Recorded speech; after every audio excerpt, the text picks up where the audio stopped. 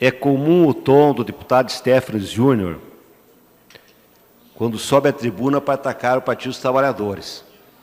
O discurso do deputado Stefanes, ele se transforma completamente, parece uma coisa insana.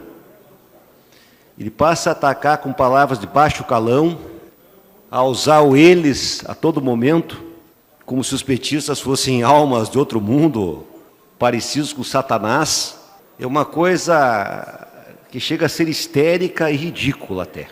Eu sempre tratei com o maior respeito o deputado Stefanes Júnior. Inclusive, o pai do deputado serviu ao governo do PT, foi ministro do governo Lula. Eu não entendo por que essa sanha, esse ódio visceral contra tudo que parte de um partido que nasceu das pessoas mais humildes e pobres do país. Aliás, um dos únicos momentos na história do Brasil que o povo mais pobre, mais sofrido, conseguiu criar uma organização que representasse seus interesses. E com todos os erros que essa experiência histórica possa ter cometido, todos os analistas das mais diversas matizes ideológicas reconhecem que foi a primeira vez na história do Brasil que o povo pobre se sentiu empoderado relativamente e se sentiu prestigiado em seus direitos e fortalecido.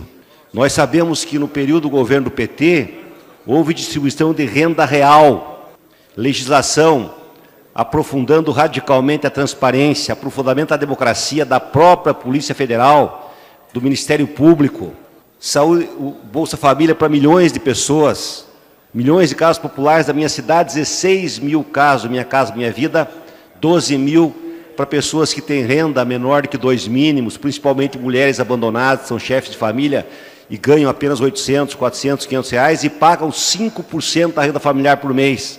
Além de muitas coisas que eu podia ficar horas falando. Na maior parte do governo do PT, nós tivemos pleno emprego, enquanto o mundo vivia uma das piores crises da história do mundo, da história da humanidade.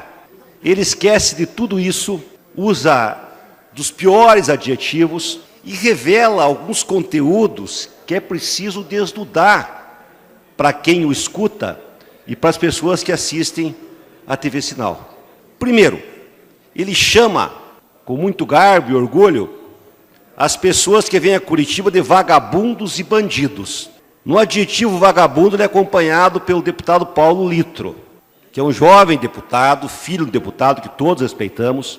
Acho que deve ter trabalhado muito na sua vida, sem nenhuma dúvida.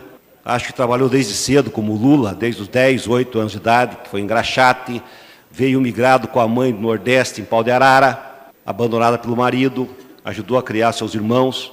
E o deputado Litro segue a orientação do deputado Stefanes, dizendo que quem vem para cá não trabalha, porque vem para cá em dia de semana.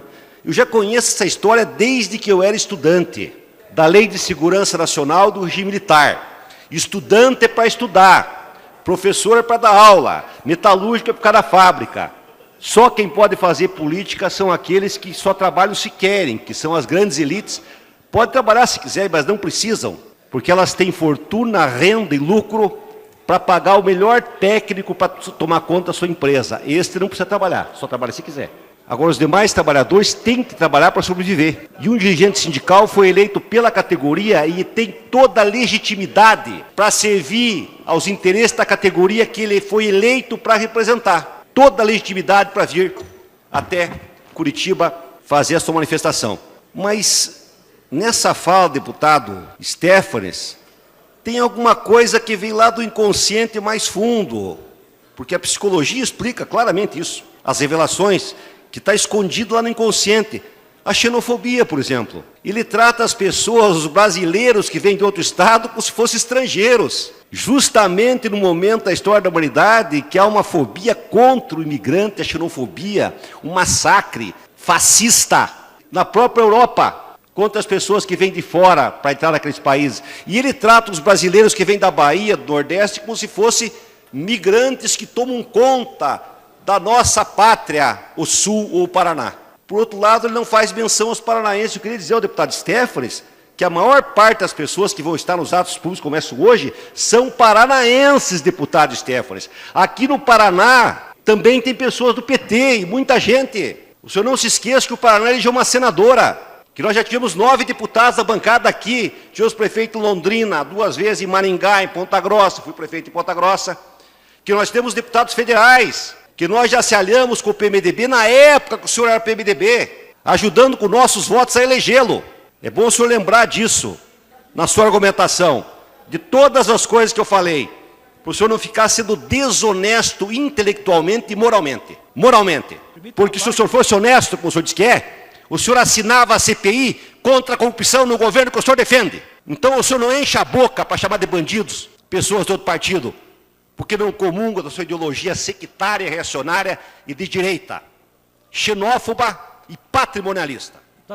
Porque quando as pessoas acham que são donas das cores da bandeira brasileira, as cores da bandeira do Brasil pertencem a todos nós brasileiros, independente do partido que nós comunguemos ideologicamente e politicamente. Não apenas a setores conservadores da classe média, que põem a bandeira do Brasil como se fossem donos do Brasil, como são donos de sua fazenda, de sua empresa. Isso é patrimonialismo, teoricamente, filosoficamente e psicologicamente. E nós sabemos que o Paraná é um estado patrimonialista, sim, porque as pessoas julgam as coisas públicas como se fosse o seu próprio patrimônio, o seu próprio patrimônio. E não é assim que as coisas se tratam. Um partido é parte do país. Por isso, nenhum partido, por ser parte e não o todo, pode se julgar dono das cores do Brasil.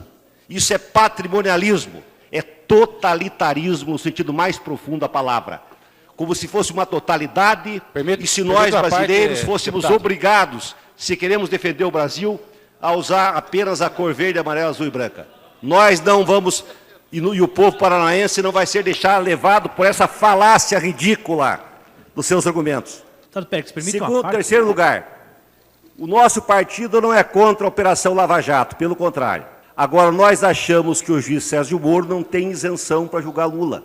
E ficou provado que ele não tem isenção quando o próprio Teori Zavascki deu um puxão de orelha jurídico no senhor Sérgio Moro, dizendo que ele não poderia ter grampeado jamais a presidente da República e não poderia jamais ter passado para a imprensa a gravação das falas do Lula no particular, por um telefone, entrando na sua intimidade com a presidente da República, e não podia jamais ter feito uma condução coercitiva sem nenhuma necessidade, com a busca de humilhar publicamente o presidente mais bem avaliado da história do Brasil, que governou o país por 8 anos, com a aprovação da quase totalidade dos brasileiros, e fez um excepcional governo. As pessoas que vêm aqui vêm protestar democraticamente porque entendem que o juiz não tem isenção. Por isso tudo, é uma grande decepção o deputado Rafael Greco, que também foi ministro do governo Lula. Deputado Pérez, Vossa Excelência tem 1 minuto para que concluir. É homem culto, temos que reconhecer, pelo menos é um ilustrado, ele tenha feito um ato tão autoritário para impedir que pessoas que pensam diferente dele participem de uma cidade que um prefeito deve fazer da cidade que ele governa, uma cidade democrática com a participação de todas as forças políticas, sociais e ideológicas. Obrigado, senhor presidente e senhores deputados.